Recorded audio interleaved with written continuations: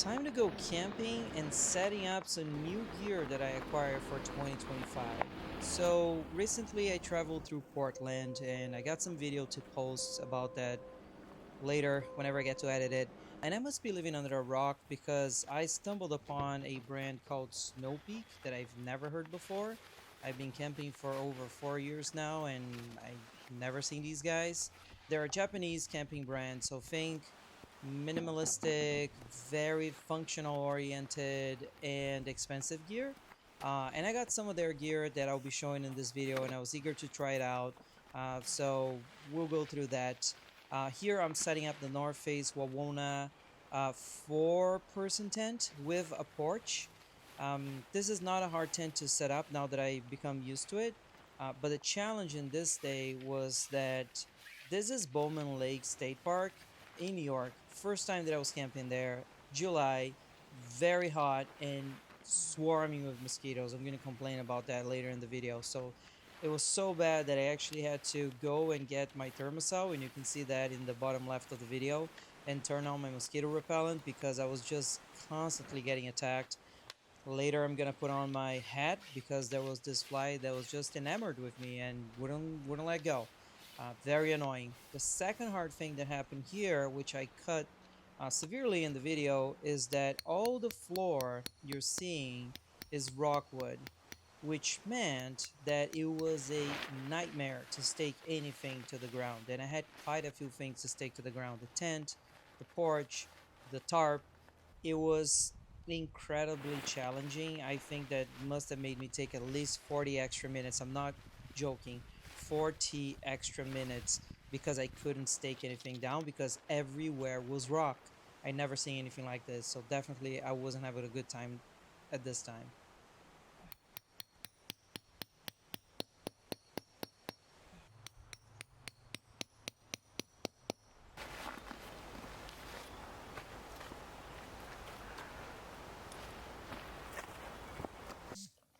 One of the gears that I've been trying out is that I sleep with the Megamat Duo from Exped, and recently I bought their pump, and it's a game changer. It both inflates and deflates the mattress, and it made my life much easier.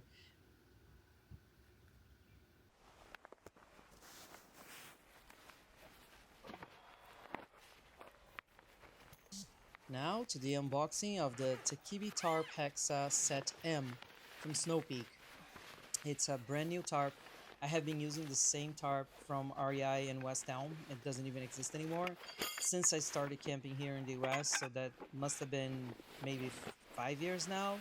It's been a great tarp, but the downside of it is that it's not fire retardant or resistant, and it means that I couldn't have a fire under it. So whenever it started raining, it meant that I was out of luck because I needed to just shut off my solo stove and put everything under it to protect it from the rain.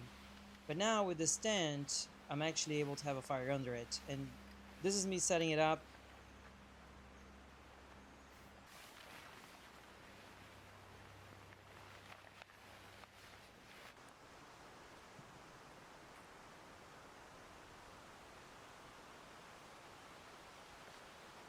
I have to say, not challenging to set it up as a solo person here.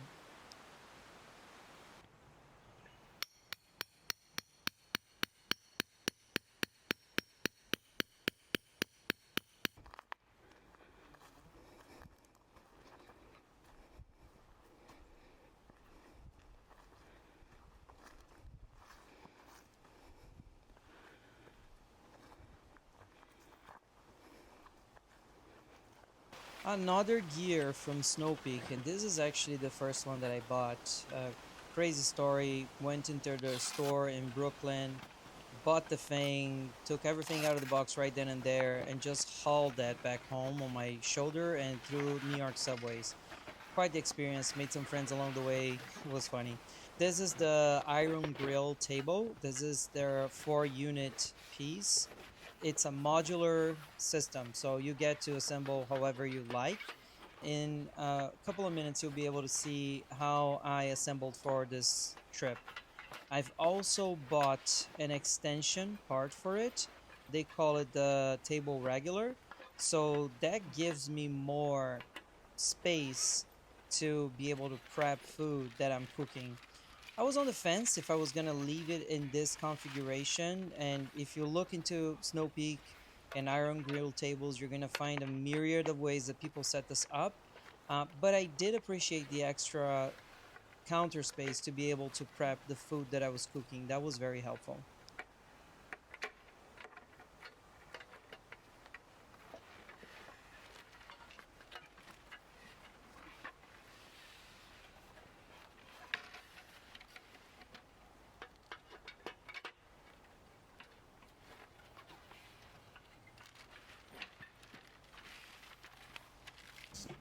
This is my Dometic camping table. I've used it many times before, and I think it makes a great pairing to the Snowpeak set, so I don't have to buy more Snowpeak stuff to be able to have a table to eat on.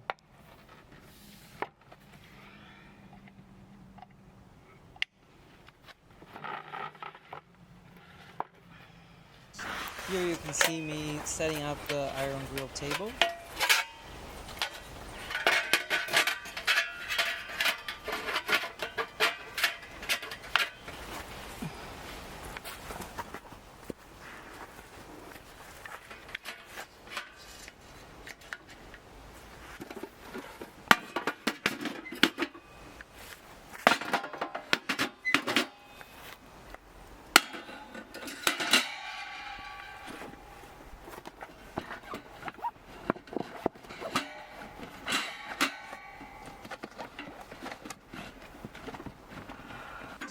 And this is a little piece where I'll put my Dometic faucet on so I have a working sink.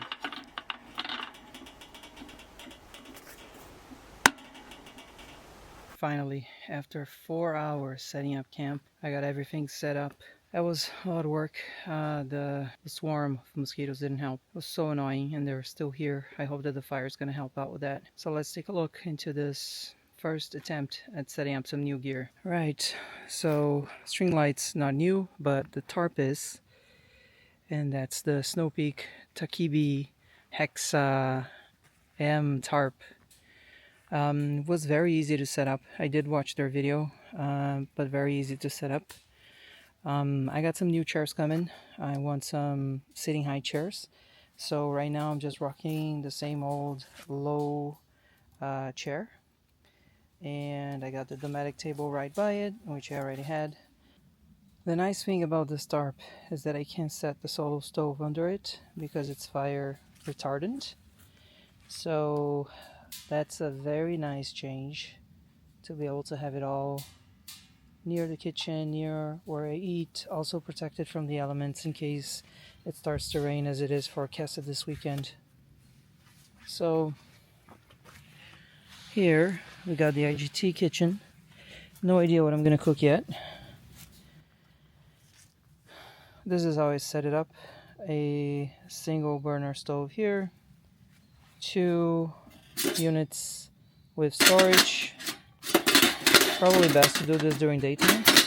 And then I was too exhausted to finish, but that's a mash tray and that's the sink. And over to the left, you can see the extra counter space that I mentioned. And with that, it was time to end the day and enjoy some of the fire.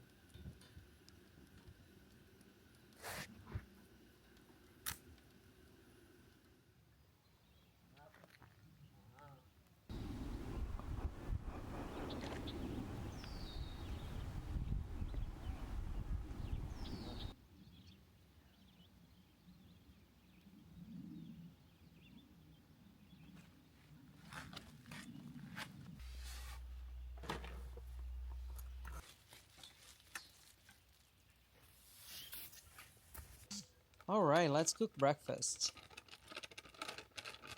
I'm just gonna make nothing very fancy. These are just banana pancakes for breakfast.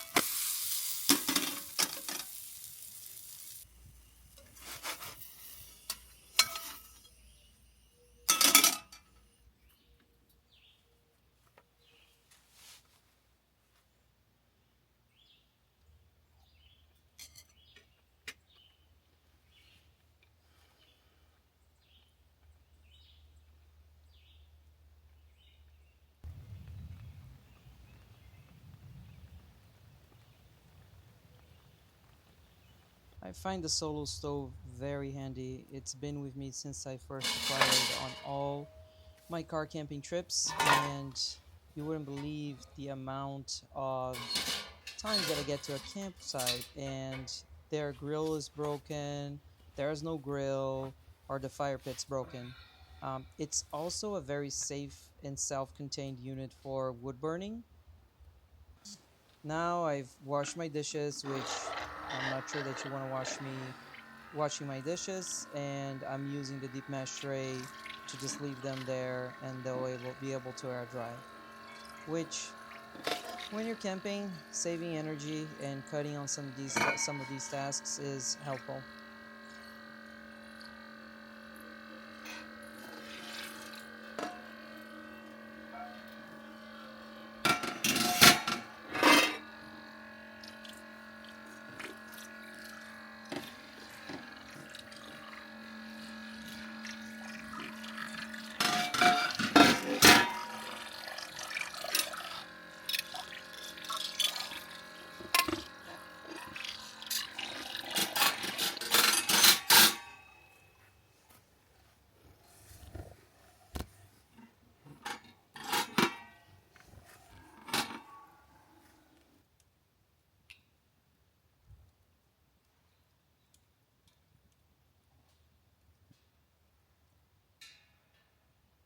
Then I was hit by the first bout of rain, which was not the worst rain that I was going to see this weekend.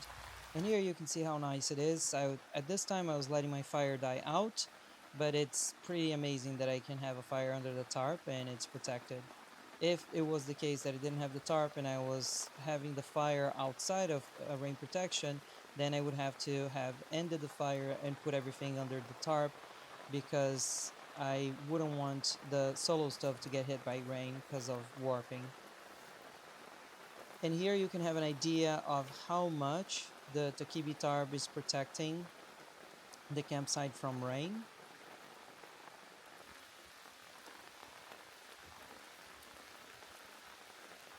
Now you're gonna see at the end of the video that if it's severe rain, then things change a little. But I'm very happy with the performance. It was able to keep everything dry. Now I'm using my Dometic fridge, which is coupled with an Anchor power battery to grab the items that I'm gonna make the first lunch.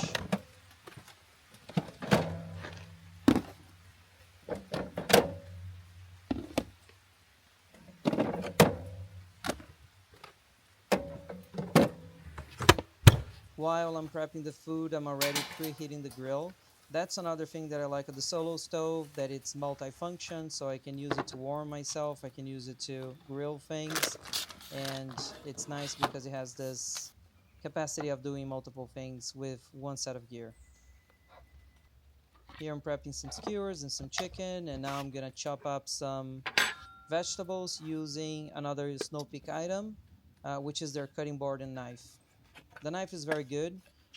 Feels a little light, and the handle for me a little bit plasticky, but it is a very sharp knife and it does the job well.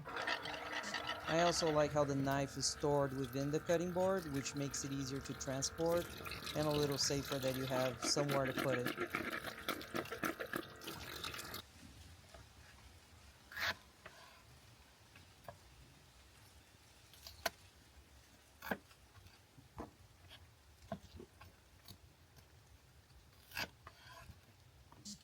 It's nice to be able to have the trash bag standing there right next to my food prep area.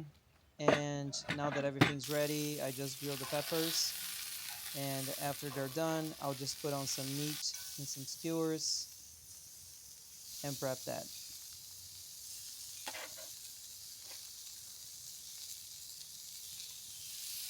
By this time, the solo stove has a nice coal bed that keeps the temperature a little more even to grill without spikes in heat. And while I was doing that, I also warmed up some rice for lunch.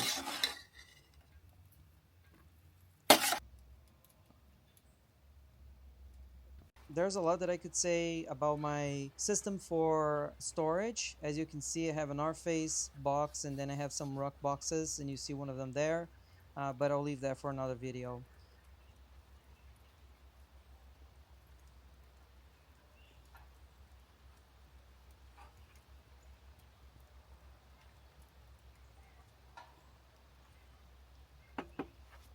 And after tending to the campsite and cooking and cleaning, I just decided to relax a little bit and play Switch 2. Now it's the end of the second day and time to relax and go to bed. All right, so this is the second lunch that I had in mind. I wanted to do something a little more elaborate because what's the point of having this whole kitchen out and then just putting some meat to grill and that's it? So I decided to do a recipe which is Japanese noodles with grilled chicken and mushrooms and green onions and all of that. Here I'm starting to prep the mushrooms and then I'll walk through each step and hopefully you'll be able to see how I'm using the IGT and the extra space that I have to cook, to prep, and all of that to come together.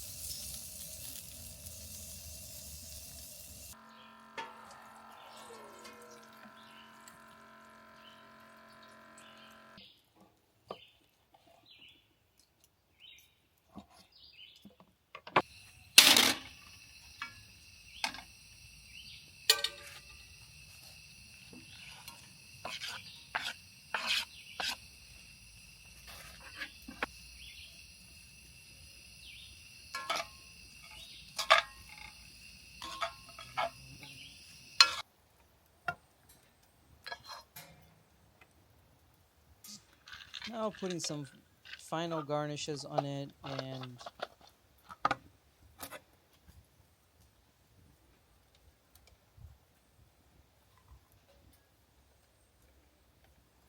voila, ready to eat. Honestly, didn't taste great. I think I definitely could have used more salt. I thought I was going to use soy sauce. I didn't. Didn't fully work like I expected it to. Um, but the facts remains that even though I'm not an excellent cook, the kitchen still worked really well.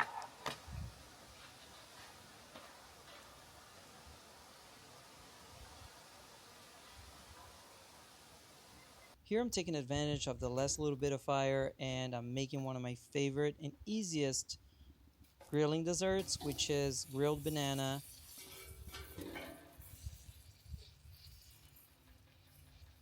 and that's some homemade Nutella. Very easy, very tasty.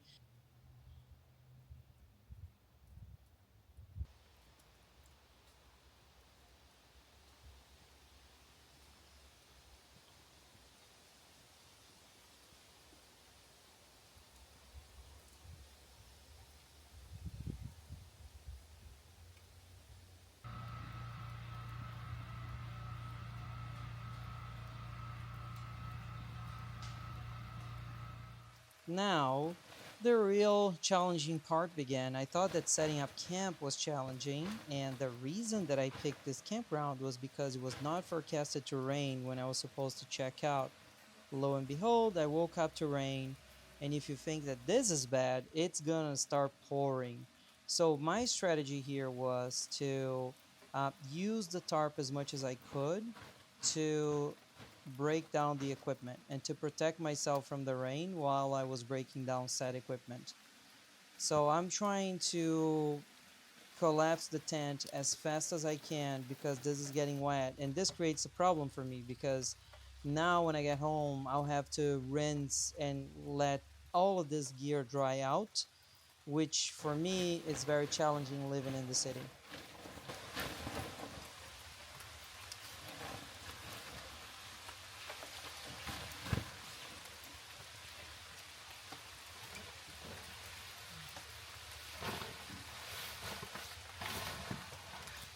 So that's the tent fully packed, and that's step one.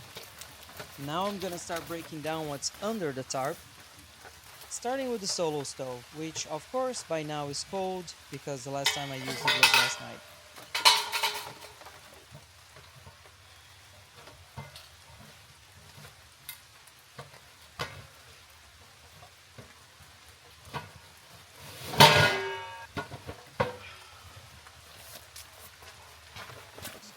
So now the rain started to pick up because if you can see this amount of rain on video, it means it's raining a lot. And that's me collapsing the IGT table from Snowpeak. So the IGT kitchen is packed and I'm putting it in the car.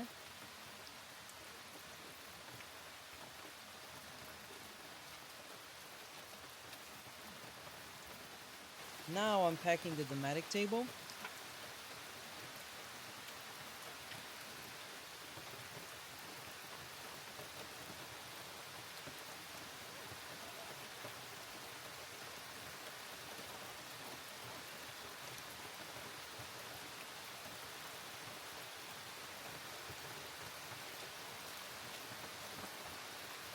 I took advantage before I took the tarp down to get this video so you can see how it protects under heavy rain. And this was definitely not light rain. So you can see there's a circle there in the middle that definitely was dry and all around was wet. But the interesting thing was that things that were on tables and the iron grill kitchen set, they were not wet.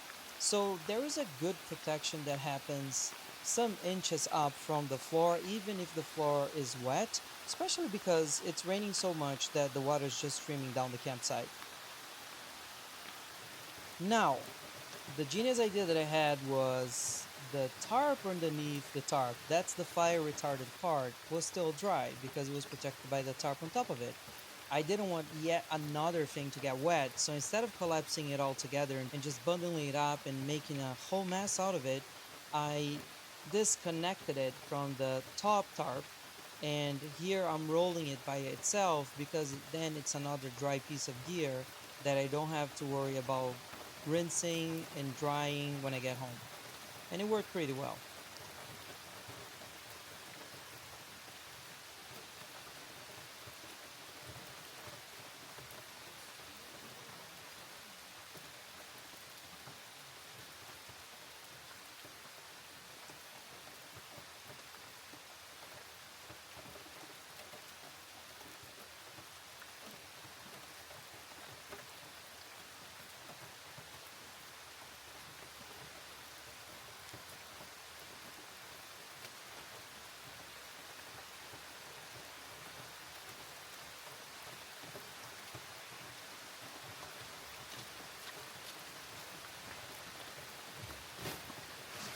Now, the last challenge that I had after that was, even though the top part of the tarp was dry, I didn't want it to hit the floor and get muddy because, again, I am trying to avoid cleaning as much as I can.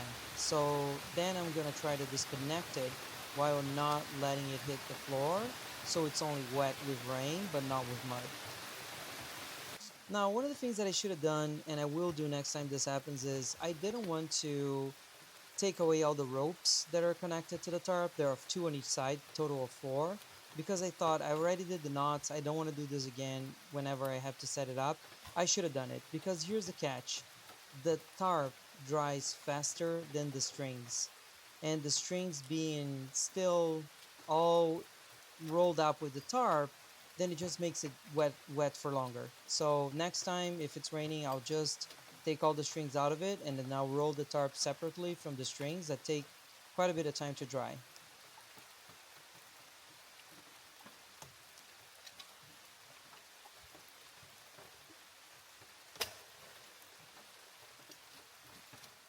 And that's it. Hope it was helpful.